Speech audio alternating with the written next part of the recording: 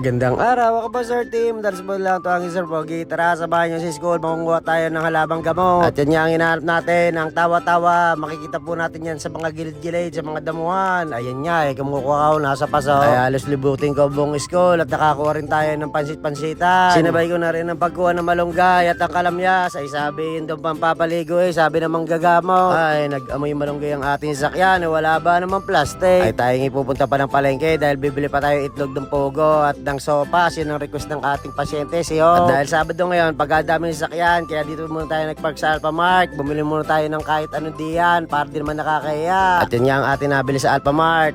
Bumili tayo para di naman nakakaya magpark. Unang bungad pa lang sa palengke, nakita ko na agad ang crab na sinasabi ni Eben, kungo pala. At yan nga ang ating target ngayon, ang itlog ng pogo at ang sopas. Sinabay na natin ang pangulam sa panangalian, ang munggo at ang barbecue. At pagkatapos natin bumili ng ulam, dumaan tayo sa butika para bumili ng Pedialyte para hindi ma-dehydrate si Ho. Ay pinapili ako ng flavor kung bubble gum ba daw o fruity, di fruity. Ay laking tuwa ni Hop nasunod ang kanyang request ang kanyang paboritong sopas. Sinunod ko na rin pakuloy ng ating itlog pugo. Nagtanong pa nga ako kung gaano katagas niluluto yan. Sabi ng tindera, isa pa ko to sa kanin pero pinakulo ko para sigurado maluluto siya sa ibang araw. Baltaan ko kayo, paalam.